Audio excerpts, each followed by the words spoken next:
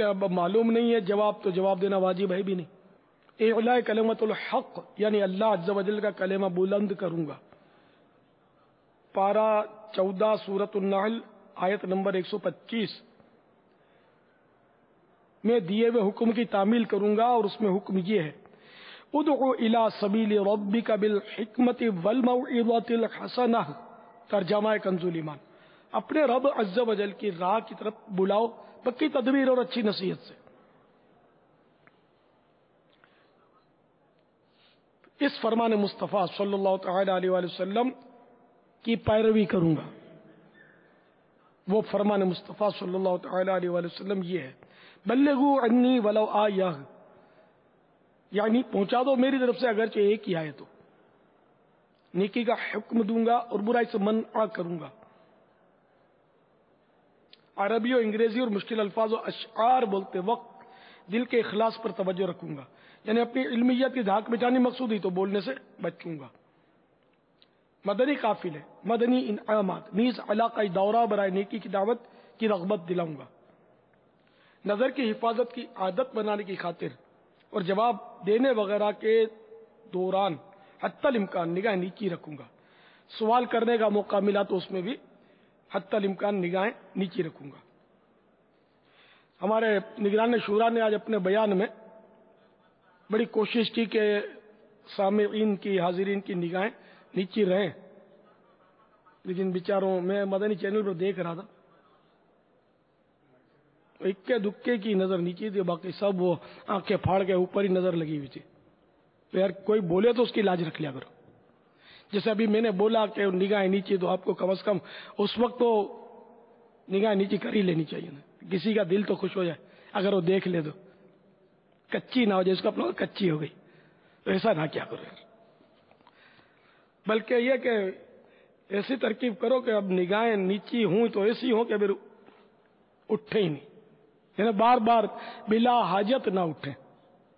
اور اس میں کیا نقصان آتے ہیں اس کا بار بار بیان ہوتا رہتا ہے، ادھر ادھر دیکھنے کا کیا نقصان یہ بھی ہوتا رہتا ہے۔ حالانکہ ادھر ادھر دیکھنا اس وقت تو خیر اجازت نہیں ہے، جب قرآن و حدیث کی باتیں بیان ہو رہی ہوں شرعاً اس کی اجازت نہیں ہے۔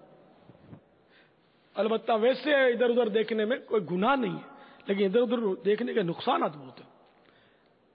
امرت پر نظر پڑی، پھر خدا نہ خواستہ دل بہکا، پھر بھی نظر نہ ہٹی، عورت پر نظر پڑی، کسی کے گھٹنے کھلے اس پر نظر پڑی، رانیں کھلی اس پر نظر پڑی، ادھر ادھر دیکھنے سے اسکوٹر پر کوئی جا رہا ہے، پیچھے بیٹھی ہے، چٹیاں اس کی لہرا رہی ہوتی ہے، تو یاد رکھیے غیر عورت کے بال جو لٹک رہے ہیں اس کو دیکھنا بھی حرام ہے، جائز نہیں ہے۔ اب ادھر تو کوئی خیر کہ اس کو معاذ اللہ مایوس سمجھتے نہیں۔ اب ٹھیک ہے، انہوں نے حیا کی چادر اتار دی کچھ عورتوں نے یا کثیر عورتوں نے، ہم اپنی آنکھوں پر حیا کا پردہ ڈالے رہے ہیں، یہی ہو سکتا ہے، اس کے سوا کوئی چارہ نہیں ہے۔ ہم ان ساری لاکھوں کروڑوں عورتوں کو پردہ نہیں کروا سکتے، کوشش اپنی جاری ہے، لیکن کامیابی اتنی نہیں ہے۔ سمجھدار ہے اب کہ وہ ہر طرف بے پردگی ہے، تو اب یہ کہ یہ برقع نہیں پہنتی، ہم اپنی آنکھوں کو ہی برقع پہنا دیں، کیونکہ ہم وہ ان جیسا برقع پہنے تو پھر گناہ گار ہوں گے کہ عورت کی مشابہت ہو جائے گی، تو کم از کم آنکھوں کو برقع، یہ ایک محاورتاً جدید محاورہ کہہ لیں یا جو بھی کہہ لیں میرا، کہ اپنے آنکھوں کو پردہ دے دیں، اپنی آنکھیں اگر نیچی رہنے کی عادت پڑ جائے نا تو پھر انشاءاللہ نگاہوں کی حفاظت بہت مدینہ مدینہ ہو جائے گی۔ ادھر ادھر دیکھنے کی عادت ہے نا، اوپر گورنے کی، ادھر دیکھنا ادھر دیکھنا، ادھر تاکنا اس کو تاکنا، جب بھی بات کری تو سیدھی نگاہ جو وہ اگلے کے چہرے کو گور رہی ہے، یہ عادتیں رہی تو بہت مشکل ہے کہ نگاہوں کی حفاظت کی عادت پڑے۔ ذرا اگلے کے چہرے کو دیکھے بھی اگر بات اگر کرنے پر ہم قدرت حاصل نہیں پاتے، اپنی کوشش نہیں کرتے، سیریس نہیں لیتے، تو غیر عورتوں سے باتوں کا موقع آئے گا تب بھی یہی حالت رہے گی شاید، کہ وہ چہرے پر نظر اس کے پڑتی رہے گی، پھر خالی چہرہ نہیں دکھے گا اور بہت کچھ دکھے گا۔ تو یہ بہت خطرناک بات ہے۔ مجھے وہ حدیث یاد آ رہی ہے ہدایہ شریف میں کہ کسی عورت نے شہوت کے ساتھ کسی عورت کے محاسن کو دیکھنے والے کے آنکھوں میں وہ قیامت کے روز پگھلا ہوا سیسا ڈالا جائے گا۔ ذرا دھول اڑتی ہے ہوا سے تو اگر کوئی ذرہ پڑ جائے آنکھوں میں تو کیسا پریشان کرتا ہے، اور اگر مرچ کا ذرہ تو تگنی کا ناچ نچا دیتا ہے۔ دھویں سے پیاز کٹ رہی ہے تو آنکھیں اس کو برداشت نہیں کر سکتی، سیسا پگھلا ہوا کیسے برداشت کریں گے؟ تو اس طرح کے مواقع پر ان عزامات پر بھی اگر توجہ جائے نا کہ یار میں تو یہ برداشت نہیں کر سکتا، معمولی دھول کا ذرہ تو سیسے کا پگھلا ہوا تو ظاہر یقیناً کوئی بھی برداشت نہیں کر سکتا۔ اگر کوئی کہے کہ میں اللہ کا عذاب برداشت کر لوں گا وہ تو کافر ہو جائے گا، مسلمان ہی نہیں رہے گا کہ اللہ کے عذاب کو ہلکا سمجھتا، آسان سمجھتا ہے۔ معاذ اللہ ثم معاذ اللہ، یہ نہیں۔ جیسے بعض جاہل لوگ بول دیتے ہیں کہ ٹھیک ہے یار ہم ہیں تو مسلمان نا، جہنم میں ہمیشہ تھوڑی رہیں گے، بعد میں ہم کو جہنم سے نکالا تو جائے گا، تو چلو گناہ کر لیتے ہیں کہ بعد میں چلو جہنم سے نکلیں گے تو صحیح نا یار۔ تو یہ بھی اللہ کے عذاب کو ہلکا سمجھنے کی وجہ سے کہہ رہا ہے کہ چلو میں تھوڑا بہت عذاب برداشت کروں گا، تھوڑا بہت نہیں ہوگا، وہ بھی ہزاروں سال کا عذاب ہو سکتا ہے۔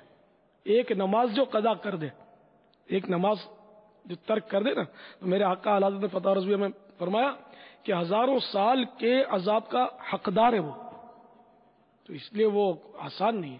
خدا کی قسم ایک لمحے کے کروڑویں حصے کو بھی عذاب کے کوئی برداشت نہیں کر سکے گا۔ اگر کوئی کہتا ہے میں برداشت کر لوں گا تو وہ مسلمان نہیں ہے۔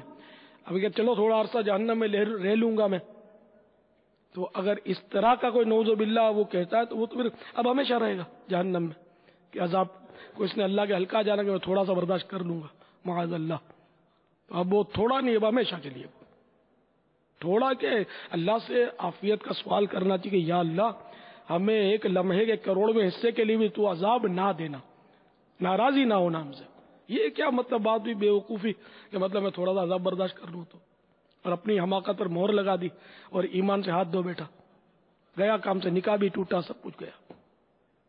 یہ عام ہے، یہ جملے اس طرح کے بولتے ہیں لوگ۔ ٹھیک ہے مسلمان ہے نا، ٹھیک ہے آزادی تو ملی جائے گی، جنت میں نکلیں گے تو صحیح نا۔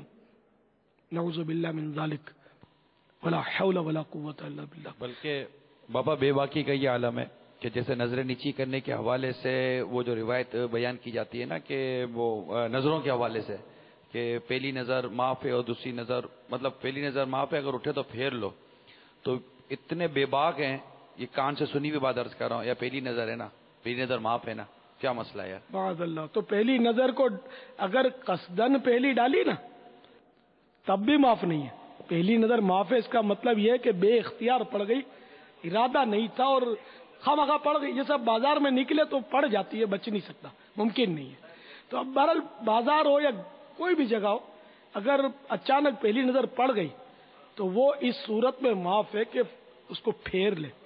اب نظر پڑی یعنی ٹارگیٹ پہ پہنچی، اب اس نے وہاں تھوڑا توقف کیا، رکا اس کو دیکھنے کے لیے، اب یہ گناہ اس کا شروع ہو گیا۔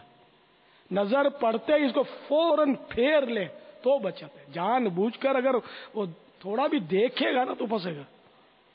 یہ تو بالکل بہت سخت بات ہے، بلکہ کوئی بعید نہیں ہے، جاہل لوگوں میں یہ یوں تھوڑا بہت جاہل لوگوں میں یہ پتہ ہوتا ہے کہ یار پہلی نظر معاف ہے، تو ایک نظر ایسی بھر کے ڈال دو کہ بس وہ دیکھے ہی جاؤ، ہے نا، بولتے ہیں نا، اس طرح جاہلوں میں ہے بابا، اللہ بے باک ہیں، بے باک۔ توبہ توبہ یار، یہ تو ارادتاً اگر پہلی نظر ڈالے گا تو یہ معاف نہیں ہے نا۔ یہ ایک ایسا فعل ہے کہ اس پر یہ اتنی مطلب ڈٹھائی کرتا ہے یہ کہ یہ ایسی بات کبھی بھی اکیلا نہیں کرتا۔ جب اس کے اندر 4 دوست ہوں گے، کوئی اس کو بال فرض کوئی نیکی کی دعوت دے کر سمجھائے گا نا، تو یہ اس کو مولانا کو یا نیکی کی دعوت دینے کو یہ جواب دے گا، اور اس کے ساتھ جو 3 دوست کھڑے ہوں گے نا، وہ بانچے کھول کھول کر ہنس رہے ہوں گے۔ یہ حال ہے بابا اس وقت، کوئی مطلب بھاشا نہیں سمجھتی قوم میں۔ اللہ پاک ہدایت پر انشاءاللہ مدنی چینل ان کے گھروں میں جا کر ان کو سدھارے گا انشاءاللہ۔